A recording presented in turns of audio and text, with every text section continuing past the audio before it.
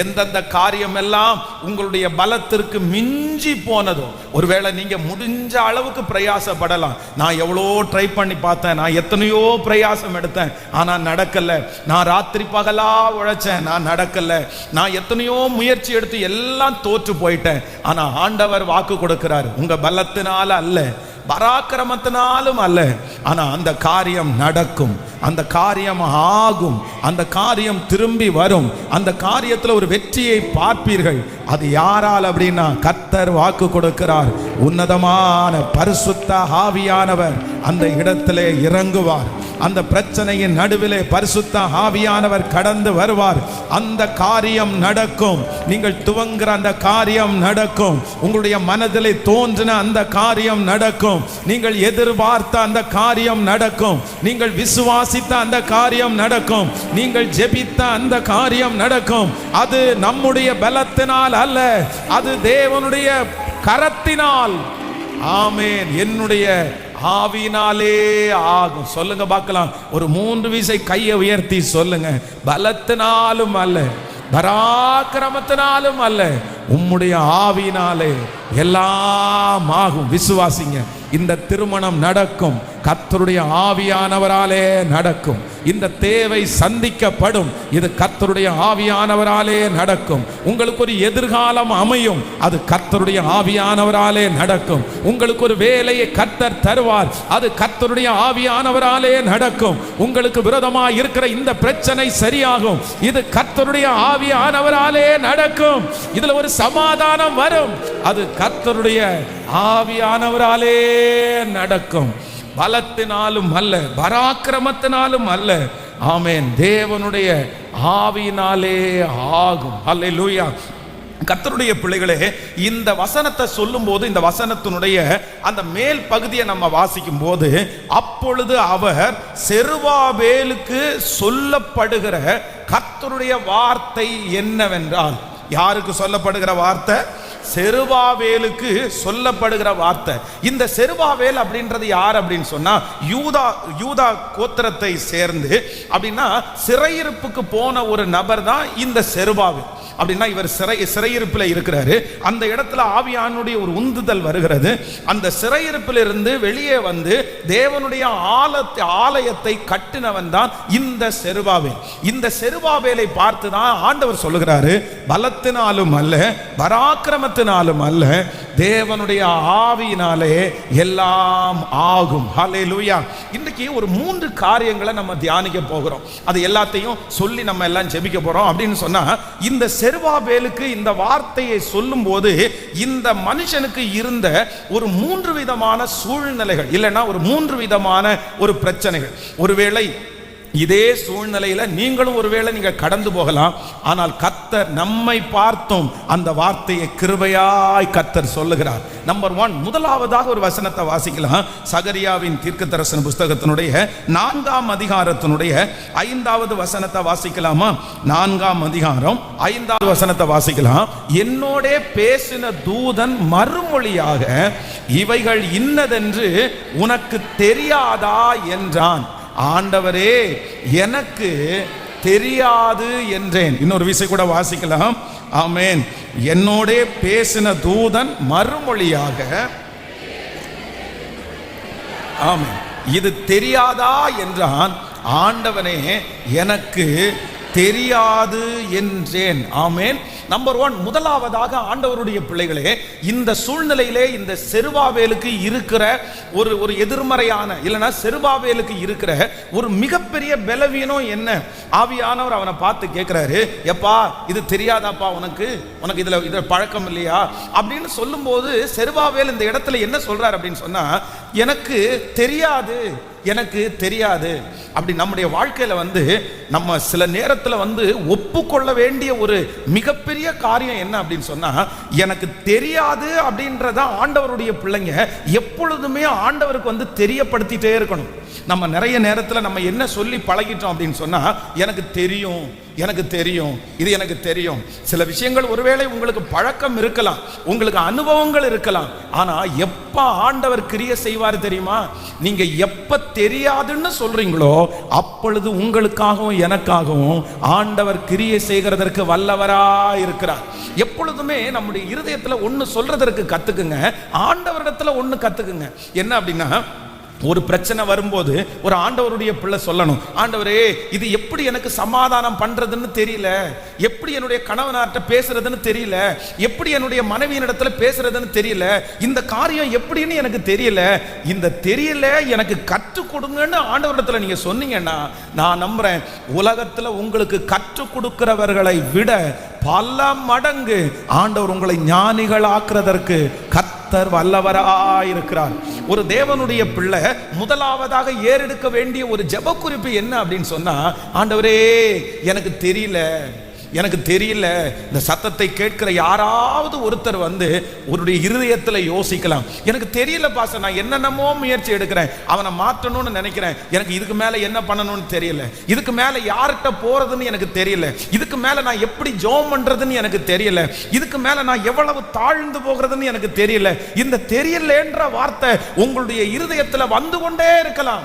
எனக்கு தெரியல, எனக்கு தெரியல. ஆனா அப்படி தெரியலன்னு சொன்ன அந்த செருபாபேலை பார்த்துதான் கர்த்தருடைய ஆவியானவர் சொல்லுகிறார், பலத்தினாலும் அல்ல, பராக்கிரமத்தினாலும் அல்ல, உனக்கு தெரியாததை கற்றுக் கொடுக்கிற ஒரு தேவனாகிய கர்த்தர், சொல்லிக் கொடுக்கிற தேவனாகிய கர்த்தர் அவருடைய கரத்தினாலே ஆகும் என்று நம்புறவங்க கைகளை மேல தட்டி முழு பலத்தோடு, நிறைய பேருக்கு தெரியாது என்று அந்த நபர்களை கர்த்தர் வெற்றி சிறக்க பண்ண போகிறார். ஹல்லேலூயா, ஆமென். எப்பவுமே நம்முடைய ஆண்டவர் யார் அப்படின்னா, யார் தெரியாதுன்னு நினைக்கிறாங்களோ அவங்களை கொண்டு செய்கிறவர் தான் கர்த்தர். பாருங்க, ராம் முழுதும் பிரயாசப்பட்டாச்சு, ஒன்றும் அகப்படவில்லை. அப்படின்னா இவங்க எல்லாருமே வந்து மீன் பிடிக்கிறதுல ரொம்ப எக்ஸ்பர்ட்டான ஆட்கள், எல்லாருமே ரொம்ப ஞானமான ஆட்கள், கடல்ல எல்லா ஞானமும் தெரிஞ்சவர்கள் தான் அவர்கள். அப்ப ஆண்டவர் கேட்ட உடனே சொல்றாங்க, ராம் முழுதும் பிரயாசப்பட்டும் ஒன்றும் அகப்படல. உடனே ஆண்டவர் என்ன பண்றாரு, அந்த போட்டை எடுத்துட்டு போங்கப்பா, போய் அந்த கடல்ல நிறுத்துங்க, நான் இப்ப சொல்றேன், உடனே மீனெல்லாம் வந்து போட்டுக்குள்ள விழும் அப்படின்னு சொன்னா கண்டிப்பா விழத்தான் போகுது. கர்த்தர் சொன்னா எல்லாம் நடக்கும். ஆனா ஆண்டவர் என்ன சொல்றாரு தெரியுமா, நான் அதை செய்ய விரும்பல, உங்க மூலமா செய்ய விரும்புகிறேன். அந்த கடல்ல உடனே அவர் சொல்றார், ஆழத்துல வலையை போடுங்கள். எந்த கடலிலே அவர்களுக்கு மீன் கிடக்கலையோ, எந்த கடல்லே வலை வெறுமையாய் திரும்பி வந்ததோ, அதே மனுஷனை கொண்டு, அதே வலையை கொண்டு, அதே போட்டை கொண்டு அந்த இடத்துல திரளான மீன்களை ஆண்டவரால கொடுக்க முடியுமானால், இந்த சத்தத்தை கேட்டு கொண்டிருக்கும் போது கர்த்தர் வாக்கு கொடுக்கிறாரு, நீ வெறுமையாக்கப்பட்ட அந்த இடத்துல, உங்க கை வெறுமையை பார்த்த அந்த இடத்துல, உங்கள் வலைகள் வெறுமையாய் திரும்பின அந்த இடத்துல, உங்களுக்கு ஒன்றும் கொடுக்காத அந்த கடலில், ஆமென், நீங்கள் நிரம்பாத படகை வைத்திருந்தீங்கல்ல, அந்த படகின் மூலமாய் ஒரு அதிசயத்தை அதே இடத்துல உங்களுக்கு செய்வேன் என்று வாக்கு கொடுக்கிற தேவனுக்கு நல்ல கரங்களை தட்டி ஆமோதிக்கும் போது தேவனுடைய மகிமை, தேவனுடைய மகிமை, கற்றுக் கொடுக்கிற ஆவியானவர், ஞானத்தை கொடுக்கிற ஆவியானவர் இப்பொழுது ஒவ்வொருவர் மேலும் இறங்கி உன் கையை கொண்டு, உன்னை கொண்டு நான் செய்வேன் என்று கிருபையாய் வாக்கு கொடுக்கிறார். ஹல்லேலூயா. பலத்தினாலும் அல்ல, பராக்கிரமத்தினாலும் அல்ல, என்னுடைய ஆவியினாலே ஆகும். ஏசப்பாட்ட நம்ம சொல்ல வேண்டிய முதல் வார்த்தை என்ன தெரியுமா? நம்ம என்ன வார்த்தை சொல்லணும்னா, ஆண்டவரே எனக்கு சொல்லுங்க, எனக்கு எப்படி எனக்கு வெளியே வரணும்னு எனக்கு தெரியலப்பா, எனக்கு தெரியலப்பா, தெரியலப்பா. நீங்க போய் முட்டி மோதிட்டு இருக்க கூடாது, நீங்க போய் எல்லாம் தெரியும்னு போய் விழுந்துடக்கூடாது. ஒரு வெற்றி உள்ள ஒரு தலைவன் யார் அப்படின்னா, எனக்கு எல்லாம் தெரியும்னு சொல்றவங்க தலைவனாகவே மாட்டாங்க, எல்லாம் தெரியும்ன்றவங்க தலைவியாகவே மாட்டாங்க. இன்னொன்னு சொல்றேன், எல்லாம் தெரிஞ்சவங்க அவ்வளவு சீக்கிரமா தெரியும்னே சொல்ல மாட்டாங்க. ஆமென். எப்ப பாருங்க, அவங்களுக்கு அவ்வளவு தெரிஞ்சிருக்கும், ஆனா என்ன சொல்லுவாங்க தெரியுமா அப்படின்னு கேட்டா, பண்ணுவேன், ஓரளவு பண்ணுவேன், ஓரளவு செய்வோம் அப்படின்னு தான் சொல்லுவாங்க. ஆனா சிலர் வந்து இந்த உலகத்தினுடைய பழமொழியை சொல்லுவாங்கல்ல, அரையா தெரியும் அறவேக்காடுன்ற மாதிரி சொல்லுவாங்களா, அவங்க தான் என்ன பேசுவாங்க தெரியுமா, ரொம்ப ஓவரா எனக்கு அப்படி இந்த சின்ன பிள்ளைங்க எனக்கு வண்டி ஓட்ட தெரியும்ன்றது மாதிரி தான் இருக்குது. ஆமேன். சில நேரத்தில் வந்து பிள்ளைங்க வண்டி ஓட்ட தெரியுமான்னு கேட்டால் சில பிள்ளைங்க என்ன சொல்லுவாங்கன்னா, எனக்கு நல்லா ஓட்ட தெரியும் அப்படின்னுவாங்க. என்ன அப்படின்னா அவங்க என்ன நினைக்கிறாங்க அப்படின்னா, ஸ்டியரிங்கில் கையை வச்சுட்டு ஆக்சிலேட்டரை கொடுத்துட்டு பிரேக் இது 3 தெரிஞ்சா போதும் வண்டி ஓட்டலாம்னு நினச்சிடாங்க. ஆமாம், இப்போ என்னுடைய பையனே பார்த்துங்களேன், ஒரு நாள் வந்து அங்கேருந்து அந்த ஆட்டோமேட்டிக் வண்டி எடுத்து இங்கே வந்துடுறான். என்ன ஒருத்தர் கேட்குறாரு அவரை பார்த்து, என்னப்பா நீ வண்டியெல்லாம் ஓட்டுவியா அப்படின்னு கேட்பாரு. அங்கிள் நான் ரொம்ப நல்லா ஓட்டுவான் அங்கிள் அப்படின்னு. நான் உடனே அவரை பார்த்து சொன்னேன், இவன் ரொம்ப ஓட்டுவான், போங்க பிரதர். சும்மா இங்கே இருக்கிற வண்டியை யூடியூப்பில் பார்த்து என்ன பண்ணியிருக்கிறான், யூடியூப்ல பார்த்த உடனே தெரிஞ்சிடும் என்னன்னா வண்டி ஓட்டுறது எப்படி அப்படின்றது. யூடியூப்ல போட்டா இதை மாதிரி கிளச் அமுத்துங்க, இதை மாதிரி பிரேக் போடுங்க, அப்படி ஆக்சிலேட்டர் அமுத்துங்கன்னு சொல்லுவாங்க. அவ்வளவுதான் அந்த ஐடியா. ஆனா அதை வச்சுட்டு எனக்கு தெரியும்னு சொல்ல முடியாது. நீ எங்க ஓட்டணும், முதல்ல நீ ரோட்ல தட்டாம முட்டாம இடிக்காம நீ மேலே அப்படி ஓட்டணும். நீ வந்து இது தெரிஞ்ச உடனே தெரியும்னு சொன்னா என்ன அர்த்தம்? அப்ப ஆண்டவருடைய பிள்ளைகள் சின்ன பிள்ளைகளை மாதிரி ஏதோ ஒரு ஐடியாவை வச்சுட்டு எனக்கு தெரியும்னு போய் நின்ற கூடாது. எந்த இடத்துலையுமே ஆண்டவர் நம்மிடத்துல எதிர்பார்க்கறது அப்படி என்னன்னா, உங்களுக்கு தெரிஞ்சு கூட நீங்க செய்யாம ஒண்ணும் முடியாத ஆண்டவரேன்னு சொல்லி பாருங்க. அந்த இடத்துல கர்த்தருடைய நாமம் மகிமைப்படும். தெரியாதுன்னு சொல்ற வார்த்தையை சொல்றதற்கு ஆண்டவருடைய பிள்ளைகள் வெட்கப்பட வேண்டிய அவசியம், சத்தமா சொல்லுங்க, வெட்கப்பட வேண்டிய அவசியம் இல்லை. செருபாவேல் அவ்வளவு பெரிய தேவனுடைய ஆலயத்தை அலங்கத்தை கட்டி முடிச்ச அந்த செருபாவேல்கிட்ட கேட்கிறாரு, உனக்கு தெரியாதாப்பான்னு கேட்டா, எனக்கு தெரியாது ஏசப்பா, எனக்கு தெரியாது ஏசப்பா. உடனே ஆண்டவர் சொல்றாரு, இந்த எலும்புகள் எல்லாம் உயிரோட எழும்புமா அப்படின்னு கேட்கிறாரு. கேட்ட உடனே அவ்வளவு பெரிய தீர்க்கதரிசி என்ன சொல்றாரு, ஆண்டவரே எனக்கு தெரியாது, இது எழும்புமான்னு சொல்லுங்க, எனக்கு நீர் அறிவீர்.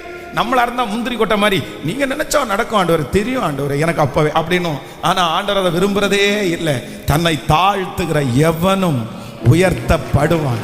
தன்னை தாழ்த்துகிற எவனும், நீங்க 100% திறமசாலிகளா இருந்தாலும், அவ்வளவு திறமசாலிகளா இருந்தாலும், நீங்க கர்த்தர் சமூகத்துல கற்றுக்கொள்றது மாதிரி போங்க, உங்களை ஞானியாக்குறதற்கு கர்த்தர் வல்லவரா இருக்கிறார். கைகளை அசைத்து ஒரு ஹல்லேலூயா ஒரு வசனத்தை நீங்க வாசிக்க முடியும். நீங்க 2 நாளாகமும் 20ஆம் அதிகாரத்தினுடைய 12வது வசனத்தை வாசிக்கலாமா? 2 நாளாகமும் 20ஆம் அதிகாரம் 12வது வசனம். எங்கள் தேவனே, அவர்களை நீர் நியாயம் தீர்க்க மாட்டீரோ? எங்களுக்கு விரோதமாய் வந்த இந்த ஏராளமான கூட்டத்திற்கு முன்பாக நிற்கிறதற்கு எங்களுக்கு பலனில்லை.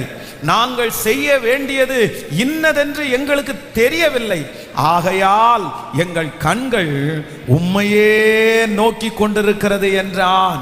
ஆமென். ஆண்டவருடைய பிள்ளைகளே, இந்த மனுஷனுடைய ஒரே ஒரு ஜெபம் பாருங்க, அவனுக்கு முன்பாக ஒரு பெரிய கடற்கரை மணலத்தனையான திரள் கூட்டம் வந்து நிக்குது. இப்போ இவருக்கு என்ன பண்றதுன்னு தெரியல. உடனே முழங்கால் படிட்டு என்ன ஜெபம் பண்றாருன்னா, எங்கள் தேவனே, நீர் அவர்களை நியாயம் தீர்க்க மாட்டீரோ? எங்களுக்கு விரோதமாய் வந்து நிற்கிற இந்த ஏராளமான கூட்டத்திற்கு முன்பாக நிற்கிறதற்கு எங்களுக்கு பலனில்லை. நாங்கள் செய்ய வேண்டியது இன்னதென்று எங்களுக்கு தெரியவில்லை. ஆகையால் எங்கள் கண்கள் உம்மையே நோக்கி கொண்டிருக்கிறது. அடுத்த வசனத்தை கூட வாசிக்கலாம். 13வது வசனத்தை வாசிக்கும் போது, யூதா கோத்திரத்தார் அனைவரும், அவர்கள் குழந்தைகளும், அவர்கள் பெண் ஜாதிகளும், அவர்கள் குமாரரும் கூட கர்த்தருக்கு முன்பாக தெரியாது அப்படின்னு நின்னாங்க. ஆனா முடிவில் பார்த்தா அந்த யுத்தத்துல யாருக்கு ஆண்டவர் வெற்றி கொடுத்தாருன்னா, தெரியாதுன்னு சொன்ன அந்த பிள்ளைய கர்த்தர் ஞானவானா மாற்றி, கர்த்தர் அந்த யுத்தத்துல ஜெயம் எடுக்க பண்ணி, திரளான அந்த ஏராளமான கூட்டத்தை வெற்றி அடைய செய்த தேவனுக்கு ஒரு கரங்களை தட்டி ஹல்லேலூயா, ஹல்லேலூயா, ஹல்லேலூயா. ஆண்டவருடைய பிள்ளையே, யாரோ ஒருத்தர் சொல்லி இருக்கலாம், பாஸ்டர் உண்மையிலே இன்னைக்கு அந்த வார்த்தையை தான் நான் மனசுல நினைச்சிட்டு வந்தேன். எனக்கு எப்படி என்ன பண்றதுன்னே எனக்கு தெரியல. இதுக்கு மேல நான் என்ன பண்றதுன்னே எனக்கு தெரியல. எனக்கு தெரிஞ்ச எல்லா வித்தைகளையும் நான் செஞ்சு பார்த்துட்டேன். என் பிள்ளையை இந்த வழிக்கு கொண்டு வர்றதுக்கு என்னென்ன சொல்ல முடியுமோ எல்லாத்தையும் கோபமா பேசி பார்த்தேன், அன்பா பேசி பார்த்தேன், சாப்பாடு கொடுத்து நான் பேசி பார்த்தேன், என்னென்னமோ பண்ணினேன். ஆனா இப்போ நான் ஒரு முடிவுக்கு வந்திருக்கிறேன். எனக்கு என்ன பண்ணணும்னே தெரியல. எனக்கு என்ன பண்ணணும்னே தெரியல, இதுக்கு மேல நான் என்ன பண்றது? என்னுடைய எல்லா பலத்தையும் நான் பயன்படுத்திட்டேன், என்னுடைய எல்லா ஞானத்தையும் நான் பயன்படுத்திட்டேன். ஆனா இதுக்கு மேல இந்த இடத்துல இருந்து எனக்கு விடுதலை ஆகிறதுக்கு எனக்கு தெரியல. ஆனா நான் விசுவாசிக்கிறேன், அந்த தெரியலன்ற அந்த சூழ்நிலைக்குள்ள நீங்க வந்த உடனே ஒரு கிரேஸ் ஒன்று ஒர்க் ஆகும், ஒரு கிருபை வெளிப்படும். அந்த கிருபை என்ன அப்படின்னா, பலத்தினாலும் அல்ல, பராக்கிரமத்தினாலும் அல்ல, தேவனுடைய ஆவியினாலே. நம்புறவங்க கரங்களை தட்டி. இது யாருக்கு சொல்லப்பட்ட வார்த்தை? செருபாபேல். இந்த செருபாபேல் இருக்கிற ஃபர்ஸ்ட் சூழ்நிலை என்ன? ஃபர்ஸ்ட் சூழ்நிலை என்ன? எனக்கு தெரியாது, எனக்கு தெரியாது அப்படின்னு சொன்னவனுக்கு ஆண்டவர் என்ன பண்றார் அப்படின்னா, சொல்லி கொடுக்கிற ஒரு ஆண்டவராய் கர்த்தர் வெளிப்படுகிறார். நம்பர் 2, இரண்டாவதாக ஒரு வசனத்தை வாசிக்கலாம். ஆமென். சகரியாவின் தீர்க்க தரிசன புஸ்தகத்தில் 4ஆம் அதிகாரத்தினுடைய 10வது வசனத்தை வாசிக்கலாமா? சகரியாவின் தீர்க்க தரிசன புஸ்தகம் 4ஆம் அதிகாரத்தினுடைய 10வது வசனத்தை வாசிக்கலாம். அற்பமான ஆரம்பத்தின் நாளை யார் அசட்டை பண்ணலாம்? பூமி எங்கும் சுற்றி பார்க்கிறவைகளாகிய கர்த்தருடைய 7 கண்களும் செருபாபேலின் கையில் இருக்கிற தூக்கு நூலை சந்தோஷமாய் பார்க்கிறது. இன்னொரு விஷயம் கூட வாசிக்கலாம். அற்பமான ஆரம்பத்தின் நாளை யார் அசட்டை பண்ணலாம்? பூமி எங்கும் சுற்றி பார்க்கிறவைகளாகிய கர்த்தருடைய 7 கண்களும் செருபாபேலின் கையில் இருக்கிற தூக்கு நூலை சந்தோஷமாய் பார்க்கிறது. அல்லேலூயா. ஆண்டவருடைய பிள்ளைகளே, நம்பர் 2, இரண்டாவதாக இந்த செருபாபேல்கிட்ட இருக்கிற இந்த அனுபவம், இந்த சூழ்நிலை என்ன அப்படின்னு சொன்னா, அற்பமான ஆரம்பம். அற்பமான ஆரம்பம் அப்படின்னா அவரை குறித்து ஒரு பெரிய ஃபீல் அவருக்குள்ள ஓடிட்டு இருக்குது. என்ன ஓடிட்டு இருக்குன்னா, எல்லாரும் அவரை ரொம்ப வித்தியாசமா பார்க்குறாங்க. ஏன்பா உனக்கு என்னப்பா ஆச்சு? உடனே இவர் என்ன சொல்றாரு அப்படின்னு சொன்னா, எனக்கு துவங்கவே தெரியாத ஒரு சூழ்நிலை, என்ன பண்ண தெரியல, அற்பமான ஆரம்பம். இது ஒரு பெரிய முடிவு, ஒரு பெரிய வேலை, ஒரு பெரிய பொறுப்பு அவருடைய கையில கொடுக்கப்பட்டிருக்கிறது. எனக்கு தெரியுது அவருக்கு அதனுடைய தாளந்துகள் இருக்குது, அதுக்கு அவருக்கு வேகம் இருக்குது, எல்லாமே இருந்தாலும் அந்த மனுஷனுக்குள்ள ஒன்னே ஒன்று மட்டும் தடுக்குது. என்ன அப்படின்னு சொன்னா, தன்னால என்ன பண்ண முடியலன்னா, துவங்க முடியல, ஆரம்பிக்க முடியல, அதை ஸ்டார்ட் பண்ண முடியல. அதை ஸ்டார்ட் பண்றதற்கு தடுமாற்றமா இருக்குது. நிறைய பேர் கேவலமா பேசுறாங்க, நீ நிக்க மாட்ட, நீ இதை முடிச்சிட மாட்ட, உன்னால இதை முடிக்க முடியாது அப்படின்னு வெளியிலே இருக்கிறவர்கள் சொல்லுகிறது மட்டுமல்லாம அவருடைய மனசுக்குள்ளே சொல்லுது, நான் வெற்றியா முடிச்சிருவேனா, இதை என்னால பண்ண முடியுமா, இது எல்லாருமே அற்பமா பார்க்கறாங்களே, சுற்றி இருக்கிறவைகளை எங்கும் உள்ள எல்லாருடைய கண்ணும் அற்பமா பார்க்குது. அப்பதான் ஆண்டவர் வாக்கு கொடுக்கிறாரு, நீ அசட்டை அற்பமான இந்த துவங்கவே முடியாத இந்த துவங்கத்தை யார் அசட்டை பண்ணலாம்? நான் உனக்கு இருக்கிறேன். பூமி எங்கும் சுற்றி பார்க்கிறவராகிய கர்த்தருடைய 7 கண்களும் செருபாபேல் இருக்கிற கையில் இருக்கிற தூக்கு நூலை சந்தோஷமாய் பார்க்கிறது, சந்தோஷமாய் பார்க்கிறது. இன்றைக்கு இந்த சத்தத்தை கேட்கிற யாரோ ஒரு தேவனுடைய பிள்ளை, பாஸ்டர் இந்த வார்த்தை எனக்காக தான் வருது, என்னுடைய பிள்ளைக்காக தான் வருது, துவங்கக்கூடிய தைரியம் எனக்கு இல்லை, ஆரம்பிக்கக்கூடிய தைரியம் எனக்கு உள்ள இல்லை, எனக்குள்ள விஷன் இருக்குது, எனக்குள்ள எண்ணம் இருக்குது, எனக்குள்ள ஆசை வந்துருச்சு, ஆனா நான் எப்படி துவங்குவேன்? ஏன் அப்படின்னா, நான் துவங்குறதுக்கு முன்னாடியே ஒன்றை யோசிக்கிறேன், நான் ஃபெயில் ஆயிருவேனோ, என்னால் நிற்கவே முடியாதோ, நான் எப்படி இதை ஸ்டார்ட் பண்ண போறேன்னு தெரியல. யாராவது ஒருத்தர் எனக்கு ஸ்டார்ட் பண்ணி விட்டா நான் பிக்கப் பண்ணிடுவேன். ஆனா எனக்கு எதுல பயமா இருக்குன்னா, ஃபர்ஸ்ட் காலடி எடுத்து வைக்கிறதுக்கு எனக்கு பயமா இருக்குது. நான் இதை தோற்றுட்டேன்னா என்ன பண்றது? அசிங்கமா பேசிடுவாங்கல்ல. நான் விழுந்துட்டேன்னா என்ன பண்றது? எப்படி என் பிள்ளைக்கு நான் நடத்துவேன்? எப்படி என் குடும்பத்தை ரன் பண்ணுவேன்? அதனால எனக்கு துவங்கவே தெரியல. அந்த செருபாபேலை பார்த்து தான் கர்த்தர் வாக்கு கொடுக்கிறார், பலத்தினாலும் அல்ல, பராக்கிரமத்தினாலும் அல்ல, தேவனுடைய ஆவியினாலே எல்லாம் ஆகும். இந்த 100 days ஜெபம் முடிகிறதற்குள்ள கர்த்தர் உங்களை துவங்க பண்ணுவார். உங்க அற்பமான ஆரம்பத்தை யார் அசட்டை பண்ணினார்களோ அவர்கள் கண்களுக்கு முன்பாக கர்த்தருடைய கண்ணு உங்க ஊழியத்தின் மேல நோக்கமா இருக்குது, உங்க வேலையில நோக்கமா இருக்கிறது. ஆண்டவருடைய 7 கண்களும் அந்த துவக்கத்தை பார்க்குது, அந்த ஆரம்பத்தை பார்க்குது, சந்தோஷமா பார்க்குது. அத்தனை பேரும் பொறாமையா பார்க்கும்போது, விழுந்துருவான்னு பார்க்கும்போது கர்த்தருடைய கண்கள் சந்தோஷமா பார்க்குது. ஹல்லேலூயா. கைகளை மேலே உயர்த்தி ஏசப்பாட்ட சொல்லுங்க, ஐயா எனக்கு ஆரம்பிக்கவே எனக்கு பலன் இல்லையா. சொல்லுங்க, எனக்கு துவங்க தெரியல, எனக்கு எப்படி இதை ஸ்டார்ட் பண்ணணும்னு எனக்கு தெரியல. சொல்லுங்க, முழு பலத்தோடு கூட. ஹல்லேலூயா. நீங்க சொல்ல சொல்ல அந்த மகிமை உங்க தலையின் மேல கடந்து வரட்டும். ஆமேன். ஆண்டவர் நிறைய பேரை தைரியப்படுத்த போறாரு. இந்த ஜபத்துல தான் கர்த்தர் தைரியப்படுத்த போறாரு. ஆமேன். பலத்தினாலும் அல்ல, பராக்கிரமத்தினாலும் அல்ல, அவருடைய ஆவியினால ஆகும், அவருடைய ஆகியினால ஆகும். ஹல்லேலூயா, ஹல்லேலூயா, ஹல்லேலூயா.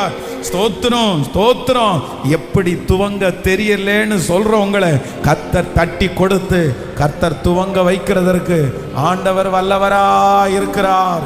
ஒரு எழுப்புதல ஆண்டவர் தருவதற்கு கர்த்தர் வல்லவராய் இருக்கிறார்.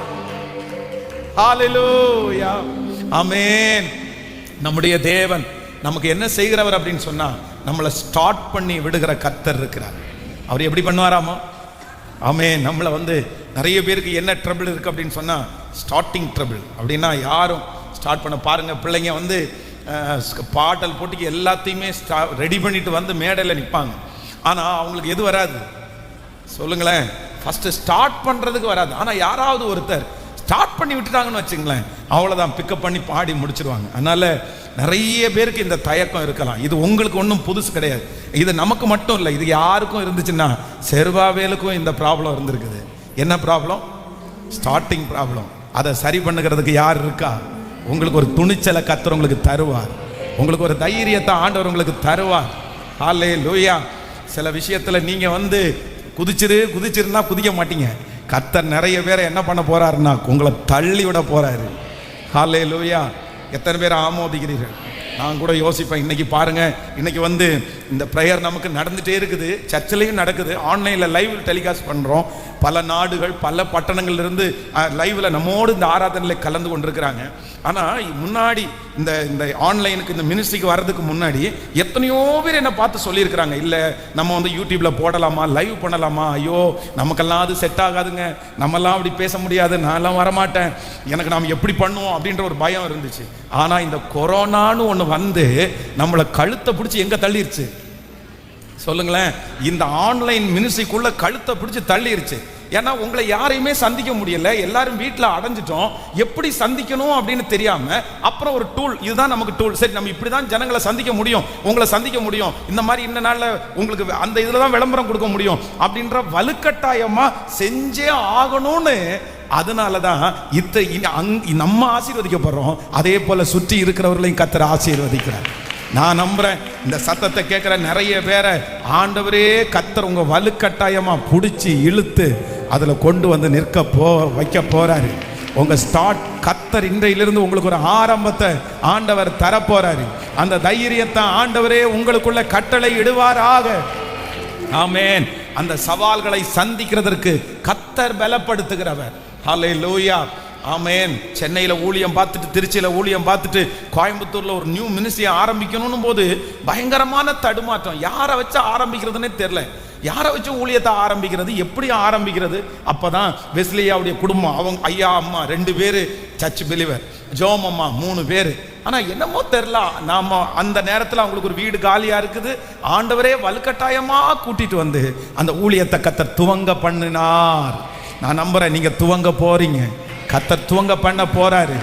ஹல்லேலூயா, ஹல்லேலூயா. Thank you Jesus. இந்த காரியத்தை எனக்கு எப்படி ஸ்டார்ட் பண்றதுன்னு தெரியல, அதற்குரிய தைரியத்தை கர்த்தர் இப்பொழுது எனக்கு கர்த்தர் தருவாராக, எனக்கு தருவாராக. அதுல என்ன சவால் வந்தாலும் நீங்க பயப்படாதீங்க, கர்த்தர் உங்க கூட இருந்து அதை வெற்றியாய் நடத்துவார். நீங்க காலடி எடுத்து வைங்க, ஏசப்பாவிட்ட கேட்டு காலடி எடுத்து வைங்க, தைரியமா ஜெபம் பண்ணி காலடி எடுத்து வைங்க. ஆமென். ஞானமா காலடி எடுத்து வைங்க. நம்மோடு கூட இருக்கிறவர் பெரியவர், என் கூட இருக்கிறவர் பெரியவர். இது பயந்து கொண்டு இருக்கிற காலம் அல்ல, இது அற்பமாய் துவங்குறோம் என்று சொல்லி வருத்தப்பட வேண்டிய காலம் அல்ல. ஆண்டவருடைய பிள்ளைகளே, துவங்குங்கள், துவங்குங்கள். அது அற்பமானதா இருந்தாலும் என் கர்த்தருடைய கரம் உங்களோட இருக்கும். ஆண்டவர் சின்னதிலிருந்து தான் என்னை ஆசீர்வதிக்கிறதுக்கு கர்த்தர் வல்லவரா இருக்கிறார். இன்றைக்கு நம்முடைய பார்வைக்கு அது ஒன்றும் தெரியாது, ஆனா ஆண்டவர் ஒரு நாள் மகிமையாய் நடத்துகிறதற்கு கர்த்தர் வல்லவராய் இருக்கிறார். கைகளை உயர்த்தி ஆமேன்னு சொல்லுங்கள். ஆனா அந்த தைரியத்தை யார் தான் தரணும் அப்படின்னு சொன்னா, கர்த்தரே உங்களுக்கு தருவார். இந்த செருபாபேலை பார்த்து ஆண்டவர் வாக்கு கொடுக்கிறாரு, பலத்தினாலும் அல்ல, பராக்கிரமத்தினாலும் அல்ல, அவருடைய ஆவியினாலே ஆகும்.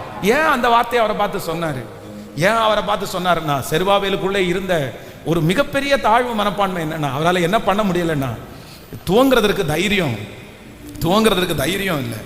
அப்படியே தயங்கி நிற்கிறாரு. நிறைய யோசிக்கிறாரு. இதே விஷயத்தை நீங்க வேதத்துல வாசிக்கும் போது நீங்க மோசேயை குறித்து நீங்க வாசிக்க முடியும். நீங்க அந்த வசனத்தை கூட வாசிக்கலாமா? யாத்ராகமம் 4ஆம் அதிகாரத்தினுடைய 10வது வசனத்தை வாசிக்கலாமா?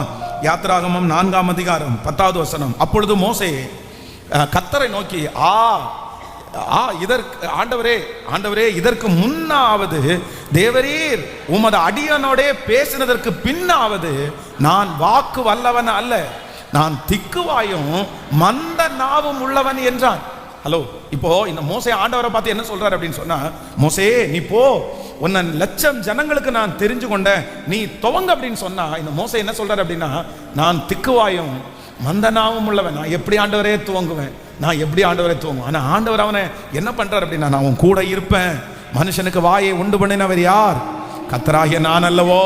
ஊமையனையும் செவிடனையும் பார்வையற்றவனையும் குருடனையும் உண்டாக்கினவர் யார்? கர்த்தராகிய நான் அல்லவோ? கர்த்தர் நீ நிறைய பேரை கர்த்தர் தைரியப்படுத்துறாரு. கர்த்தர் உங்க கூட இருக்கிறாரு. கர்த்தர் அவங்கள இதுக்கு முன்னாடி மற்றவங்களை வளர்த்தனது யார்? கர்த்தர் அல்லவா? ஊமையனை பேச வச்சது கர்த்தர் அல்லவா? செவிடனை கேட்க வச்சது கர்த்தர் அல்லவா? முடவனை நடக்க வச்சது கர்த்தர் அல்லவா?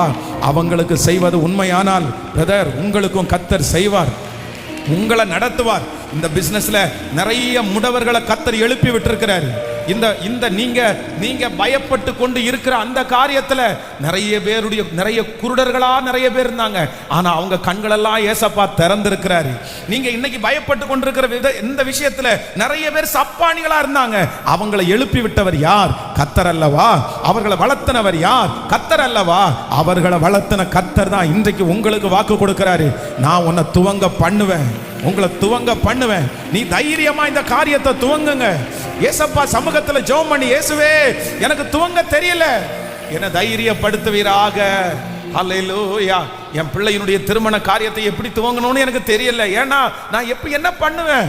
ஒருவேளை அமைஞ்சிருச்சுன்னா வந்துருச்சுன்னா என்ன பண்ணுவேன்? ஆனா நான் நம்புறேன், கர்த்தர் ஆச்சரியமா நடத்துவார் சிஸ்டர், பிரதர், ஆச்சரியமா நடத்துவார் பிரதர். அவர் செருபாபேலுடைய கையில் இருக்கிற அற்பமா எல்லாரும் நினைக்கிற தூக்குனோல அவர் ஆசையா பார்க்கிறாராமா. எனக்கு அந்த வசனத்துல ரொம்ப பிடிச்சது என்ன அப்படின்னா, செருபாபேலுடைய கையில் இருக்கிற தூக்குனோல எப்படி பார்க்கிறாராமா? சொல்லுங்க சத்தமா. யாருங்க ஆசையா பாப்பா? ஸ்டேஜில் ஒரு பிள்ளை பாடும்போது யாருங்க ஆசையா பாப்பா? சொல்லுங்க, யார் ஆசையா பாப்பா? அந்த பிள்ளை பிச்சில் பாடுதான்னு தெரியாது, அந்த பிள்ளை டெம்போல பாடுதான்னு தெரியாது, அந்த புள்ள தெரிஞ்சது மாதிரி எல்லாம் பாடும். ஆனா கீழே இருந்துட்டு ஒருத்தங்க சந்தோஷப்படுவாங்க பாருங்க, வீடியோ எடுப்பாங்க பாருங்க. அந்த புள்ள பாடுறது மொத்தமும் தப்பா இருக்கும். வந்திருக்கவங்க என்ன இப்படி பாடுதுன்னு மற்றவங்க நினைச்சிட்டு இருப்பாங்க. ஆனா அம்மா அப்பா மட்டும் சந்தோஷமா, என் பிள்ளை ஸ்டேஜில் பாடுது, என் பிள்ளை ஸ்டேஜில் பாடுது. நான் நம்புறேன் உங்களுடைய பலவீனத்தை இந்த உலகத்தில் இருக்கிற எல்லாருமே நீங்க துவங்கத்தை அற்பமா பார்த்தாலும் ஒரே ஒருத்தர் மட்டும் எப்படி பார்க்கிறாருன்னா சந்தோஷமா பார்க்கிறாரு. என் பிள்ளை ஒரு நாள் சாட்சியா நிற்பான், என் பிள்ளை ஒரு நாள் தேறினவனா நிற்பான், என் பிள்ளை ஒரு நாள் அநேகருக்கு நம்புறவங்க. இது தீர்க்க தரிசனமான வார்த்தை. நல்ல கைகளை தட்டி ஆமோதித்து அந்த அக்கினி ஒவ்வொருவர் மேலும் இறங்கட்டும், இறங்கட்டும். எஸ் எஸ், அந்த மகிமை இப்ப கர்த்தர் பிரசன்னமாக்குறார், பிரசன்னமாக்குறார். எனக்கு வேணும், எனக்கு அந்த காரியத்தை கர்த்தர் செய்யணும். உங்களை நம்பி அந்த காரியத்தை கர்த்தர் செய்யணும். ஸ்தோத்திரம், ஸ்தோத்திரம், ஸ்தோத்திரம், ஸ்தோத்திரம். ஆமென், ஹல்லேலூயா. நீங்க யோவான் எழுதின சுவிசேஷம் 20ஆம் அதிகாரத்தினுடைய 19வது வசனத்தை கூட வாசிக்கும் போது, யோவான் எழுதின சுவிசேஷம் ஆமென் 20ஆம் அதிகாரத்தினுடைய 19வது வசனம். ஆமென், ஹல்லேலூயா. 20ஆம் வாரத்தின் முதல் நாளாகிய அன்றைய தினம் சாயங்கால வேளையிலே சீடர்கள் கூடியிருந்த இடத்தில் யூதர்களுக்கு பயந்ததினால் கதவுகள் பூட்டி இருக்கையில் இயேசு வந்து நடுவே நின்று உங்களுக்கு சமாதானம். அடுத்த வசனத்தை கூட வாசிக்கலாம். அவர் இப்படி சொல்லி தம்முடைய கைகளையும் விலாவையும் அவர்களுக்கு காண்பித்தார். சீசர்கள் கர்த்தரை கண்டு சந்தோஷப்பட்டார்கள். ஹல்லேலூயா. ஏசப்பா உலகத்துல உயிரோட இருக்கும்போது அவர் சொன்னதெல்லாம் ஞாபகம் வருது. இந்த மாதிரி உங்களை நான் நடத்துவேன், நான் போவேன், என்னை இந்த மாதிரி சிலுவையில் அறைவாங்க, நான் உயிர் தெழுவேன், இது எல்லாத்தையும் ஏசப்பா சொல்லிட்டாரு. இது எல்லாம் ஞாபகம் வருது, இது எல்லாம் மனசுல இருக்குது. அவர் நம்மோட இருக்கும்போது இப்படி எல்லாம் சொன்னார்ல, நம்ம தான் அவருக்கு சாட்சியா வாழணும், நம்ம தான் நிக்கணும். எல்லாம் இருந்தும் வேதம் சொல்லுகிறது, யூதர்களுக்கு பயந்ததினால் அவங்களால என்ன பண்ண முடியலன்னா எந்த மினிஸ்ட்ரியையும் துவங்க முடியல. ஒரு ரூமை பூட்டி கதவை சாத்தி உள்ள உட்கார்ந்து இருக்கிறாங்க. ஏன்னா எதுக்கு அவங்களுக்கு தைரியம் இல்லைன்னா எல்லாம் உண்மைன்னு தெரியுது, ஆனா துவங்கிறதுக்கு என்ன இல்லை, துவங்கிறதுக்கு தைரியம் இல்லை. துவங்கிறதுக்கு எப்படி அடிச்சிருவாங்களோ கொன்றுவாங்களோ அப்படின்ற தைரியமே இல்லாம இருக்கும்போது பூட்டப்பட்ட அறைக்குள்ளே ஏசப்பா உள்ளே போய் கர்த்தர் நடுவே நின்று உங்களுக்கு சமாதானம், உங்களுக்கு சமாதானம். இயேசுவை பார்த்தாங்களோ இல்லையோ அவங்கள அறியாமலே ஒரு பலன் வந்துச்சு, அவங்கள அறியாமலே ஒரு தைரியம் வந்துச்சு. போய் நின்னாங்க. ஒரே பிரசங்கத்துல 3000 பேர் ரட்சிக்கப்பட்டாங்க, ஒரே பிரசங்கத்துல 5000 பேர் ரட்சிக்கப்பட்டாங்க. இவ்விதமாய் கர்த்தருடைய வார்த்தை எங்கும் பரம்பினது. நான் நம்புறேன் அந்த அபிஷேகம் தான் இந்த சத்தத்தை கேட்கிற நிறைய பேருக்கு கர்த்தர் கொடுக்க போறாரு. 2 கையை உயர்த்தி சொல்லுங்க, துவங்கிறதற்கு எனக்கு பலன் தார். சொல்லுங்க, என் பிள்ளைக்கு பலன் தார். உங்க மகனுக்காக ஜெபம் பண்ணுங்க, உங்க மகளுக்காக ஜெபம் பண்ணுங்க. என்ன காரியமா வேணாலும் இருக்கலாம், என்ன காரியமா வேணாலும் இருக்கலாம், அதை செய்கிறதற்கு பயமா இருக்கிற நிறைய பேரை கர்த்தர் இப்பொழுது பலப்படுத்த போறாரு. அந்த சவால்களை சந்திக்கிறதுக்கு ஆண்டவர் பலன் தர போறார், கர்த்தர் பலன் தர போறார். கேளுங்க, ஏசப்பாட்ட கேளுங்க. பலத்தினாலும் அல்ல, பராக்கிரமத்தினாலும் அல்ல, தேவனுடைய ஆவியினால், தேவனுடைய ஆவியினால் எல்லாம் ஆகும். சொல்லுங்க, ஏசப்பா அந்த தைரியத்தை நீங்க தான் கட்டளை இடணும், அதற்கான துவக்கத்தை நீங்க தான் எனக்கு செய்யணும், நீங்க தான் அந்த இடத்துல என்ன கொண்டு போய் நிறுத்தணும். எனக்கு தெரியாது, என்னால முடியாது, எனக்கு பயமா இருக்குது, எனக்கு ஸ்டார்ட் பண்ண தெரியல, எனக்கு முடியலப்பா, என்னை யாரும் அந்த இடத்துல கொண்டு போய் விடுவதற்கு ஒருவரும் இல்லை. ஆனா இப்போ ஏசப்பா இன்னைக்கு நீங்க கொடுத்த வார்த்தையின்படி என்னை உற்சாகப்படுத்தி, என்னை தைரியப்படுத்தி அந்த இடத்துல நீங்க கொண்டு வந்து, ஆமென், சொல்ல சொல்ல சொல்ல அந்த கிருபையை கர்த்தர் தரப்போகிறார். சவால்களை சந்திப்பதற்கு கர்த்தர் பலன் தரப்போகிறார். ஹalleluya. ஒரு விஷயம் கூட எல்லாரும் சேர்ந்து பாடுவோம். சவால்களை சந்தித்திட எனக்கு பலன் தருகிறவர், சவால்கள் சந்தித்திட உலகத்தில் ஜெயம் எடுக்க பாடும். சவால்கள் பாடும். உறவுகள் சீர் பொருந்த, குடும்ப உறவுகள் சீர் பொருந்த, சமாதானம் நான் பெற்றிட, தேவ சமாதானம் நான். கைகளை மேல தட்டி சொல்லுவோம், போத கேரவை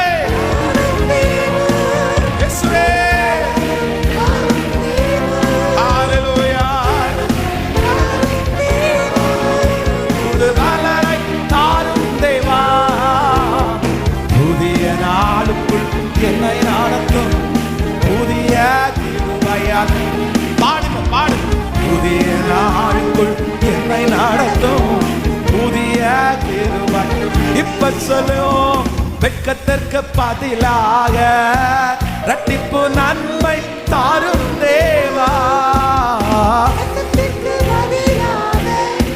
இரட்டிப்பு நன்மை தாரும் தேவா.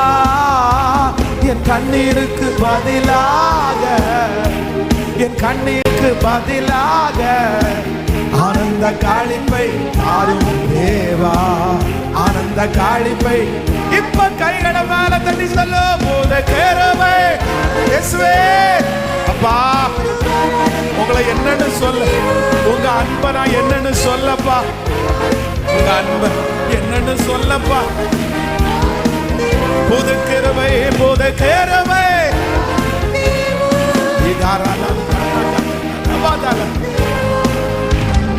புதிய நாள் என்னை நாட, புதிய கிருபையா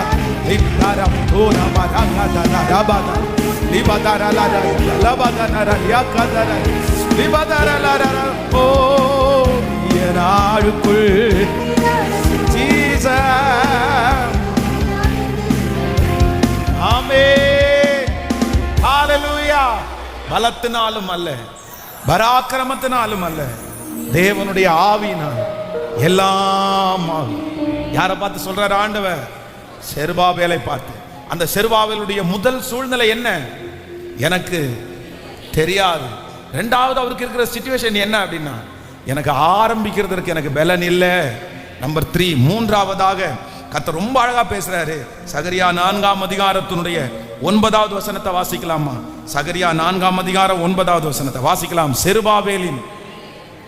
செருபாபேலின் கைகள் ஆலயத்திற்கு அஸ்திவாரம் போட்டது, அவன் கைகளே இதை முடித்து தீர்க்கும்.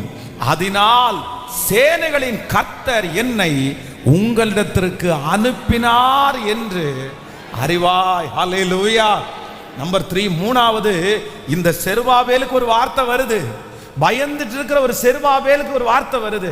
இவர் என்ன சூழ்நிலையில இருக்கிறார் அப்படின்னு சொன்னா, இப்போ துவங்கியாச்சு, ஆரம்பிச்சாச்சு, ஆனா போயிட்டு இருக்குது. இடையில என்ன ஆகுது அப்படின்னா, அது நின்னுட்டே இருக்குது, தடைபட்டுட்டே இருக்குது. இப்ப செருபாபேலுடைய இருதயத்துக்குள்ள ஒரு பயம். என்ன பயம் வருது அப்படின்னா, இதை நான் தொடருவேனா, பாதியில நான் முடிச்சிருவேனா, இதை தொடர முடியுமா, என்னால தொடர்ந்து கொண்டு போக முடியுமா, என்ன இப்படி ஆகும்னு நினைக்கலையே, இந்த மாதிரி இடையில இந்த ஒரு சூழ்நிலை வரும்னு நினைக்கலையே, இந்த மாதிரி மண்மேடுகள் எல்லாம் மிச்சமாகும் நான் நினைக்கலையே, இந்த மாதிரி ஒரு சிச்சுவேஷன் வந்துச்சே, நான் எப்படி தொடருவேன், நான் முடிப்பது ரொம்ப கடினம்னு சொல்லும்போது கர்த்தர் செருபாபேலை பார்த்து கர்த்தர் வாக்கு கொடுக்கிறாரு. செருபாபேலுடைய கைகள் இந்த ஆலயத்திற்கு அஸ்திவாரம் போட்டது, அவன் கைகளே இதை முடித்து தீர்க்கும். பிரதர், உங்களை கொண்டு கர்த்தர் துவங்க பண்ணினத, உங்களை கொண்டு ஆரம்பிக்க பண்ணினத, எத்தனை போராட்டம் வந்தாலும், எத்தனை சூழ்நிலை வந்தாலும் கர்த்தர் சொல்லுகிறார், நான் உன்னை தொடர பண்ணுவேன். இந்த குடும்ப வாழ்க்கையை நீங்க தொடருவீங்க, இந்த பிசினஸை நீங்க தொடருவீங்க, இந்த ஆவிக்குரிய வாழ்க்கையை நீங்க தொடருவீங்க. கர்த்தராகிய ஆண்டவர் வாக்கு கொடுக்கிறார். இல்ல, நீ பாதி வழியில விட்டுட்டு போகிறதற்கு கர்த்தர் உங்களை அழைக்கல. பாதி வழியில இது நின்றுன்ற பயம் உங்களுக்கு வேண்டாம். ஐயோ, இதுல நான் ஏமாந்துருவேன் அப்படி நீங்க நினைக்க வேண்டாம். கர்த்தர் வாக்கு கொடுக்கிறாரு. இல்ல, நான் உன்னை கடைசி வரைக்கும் கொண்டு செல்வதற்கு கர்த்தர் வல்லவராய் இருக்கிறார். ஆமென். அப்படியே கைகளை மேல உயர்த்தி சொல்லுங்க பார்க்கலாம், என்னை தொடர பண்ணுகிறவர், என்னை தொடர பண்ணுகிறவர். ஆமென். என்னை தொடர பண்ணுகிறவர், என்னை தொடர பண்ணுகிறவர், என்னை தொடர பண்ணுகிறவர். இந்த காரியத்தை கடைசி வரையிலையும், மரணம் வரையிலும் என்னை கொண்டு போய் சேர்க்கிறதுக்கு ஒருவர் இருக்கிறார். கடைசி வரையிலும் என்னை தட்டி கொடுக்க வைக்கிறதுக்கு ஒருவர் இருக்கிறார். இந்த யுத்தத்திலே முன்னேறி செல்வதற்கான பலத்தை கொடுக்கிறதுக்கு ஒருவர் இருக்கிறார். என்ன வந்தாலும், என் பக்கத்தில் 1000 பேர் வந்தாலும், என் வலதுபுறத்தில் 10,000 பேர் விழுந்தாலும் என்னை அணுகாதபடி என்னை பாதுகாத்து என்னை பராமரித்து என்னை கொண்டு போகிற ஒருவர் இருக்கிறார். ஆமென். நான் துவங்கின இந்த காரியம், என்னை கொண்டு துவங்கின இந்த காரியம் பாதி வழியிலே நிற்க போவது இல்லை. கர்த்தர் பாதி வழியிலே நிற்க வைக்க மாட்டார். நான் இதிலே முன்னேறுவேன். கர்த்தர் என்னை கொண்டு கர்த்தர் செய்வார். என்னை பலப்படுத்துகிற கிறிஸ்துவினாலே எல்லாவற்றையும் செய்ய எனக்கு பலன் உண்டு, பலன் உண்டு. ஆமென். ஹல்லேலூயா. பலத்தினாலும் அல்ல, பராக்கிரமத்தினாலும் அல்ல, தேவனுடைய ஆவியினாலே எல்லாம் ஆகும். நம்பர் 3, ஆண்டவருடைய பிள்ளைகள் ஒவ்வொரு டைமும் தொடருகிறதற்கு என்ன பலன் கேட்கணும்னா, கர்த்தர் பலன். ஆமென். உங்க வாழ்க்கையில இந்த மாதிரி சூழ்நிலைகள் உங்களுக்கு கண்டிப்பா வரும். என்ன சூழ்நிலை வரும் அப்படின்னு சொன்னா, தேவன் கொடுத்த பொறுப்பு, தேவன் கொடுத்திருக்கிற அபிஷேகம், தேவன் கொடுத்திருக்கிற வேலை, தேவன் கொடுத்திருக்கிற பிசினஸ், இது எல்லாத்தையுமே ஒரு சில காலங்கள் உங்களுக்கு வரும். எப்படி வரும் அப்படின்னா, இதை நான் தொடருவேனா அப்படின்ற ஒரு ஸ்ட்ரகிள் உங்க வாழ்க்கையில கண்டிப்பா வரும். எல்லாருடைய வாழ்க்கையிலே வரும். ஆனா ஆண்டவர் அந்த நேரத்தில் உங்களோட என்ன பண்ணுவாருன்னா, கர்த்தர் தெளிவாய் கர்த்தர் பேசுவார். ஆண்டவர் உங்களோட ரொம்ப பேசுவார். நீங்க அந்த நேரத்துல கர்த்தருடைய வார்த்தையை மட்டும் நீங்க பிடிச்சிட்டு இருந்தா போதும். ஒருவேளை இந்த சத்தத்தை கேட்கிற யாராவது இப்ப நீங்க இந்த பாதையில நீங்க கடந்து போகலாம். என் வாழ்க்கையில ஊழியத்திற்கு அழைக்கப்பட்டதற்கு பிற்பாடு எத்தனையோ நாள் என்ன தோணுச்சுன்னா, இந்த ஊழியத்தை தொடர முடியுமா அப்படின்ற ஒரு கேள்விக்குறி ஒரு நாள் இல்ல பல நாட்கள் வந்திருக்கிறது. எப்படி நம்ம இதை தொடருவோம்? இவ்வளவு பலவீனமா இருக்குது, இவ்வளவு போராட்டமா இருக்குது, இவ்வளவு கஷ்டமா இருக்கு, நமக்கு எப்படி இது நான் சகிச்சுக்குவேனா, நான் தாண்டிடுவேனா, நான் இந்த காரியத்தை கொண்டு போயிடுவேனா அப்படின்ற ஸ்ட்ரகிள் ஒரு டைம் 2 டைம் இல்லை, பல 100 டைம் எனக்கு வந்திருக்கிறது. ஆனா ஒவ்வொரு டைமும் பார்த்தீங்கன்னா கர்த்தர் எங்கேயாவது ஒரு இடத்துல ஆண்டவர் என்னை கொண்டு போய் வச்சு யாரையாவது ஒருத்தர் மூலமாய் ஆண்டவர் ஒரு சில வார்த்தைகளை கிருபையாய் கர்த்தர் தருவார். ஆண்டவரே பேசுவார். உடனே அவ்வளவுதான், அந்த இன்சிடென்ட் நடந்த உடனே ஒரு பலன் வரும். பாருங்க, ஒரு நாள் ரொம்ப முடியல என்னால அப்படின்னா அந்த ஊழியத்தை தொடரவே முடியாது அப்படின்ற ஒரு சூழ்நிலை எனக்குள்ள வந்துருச்சு.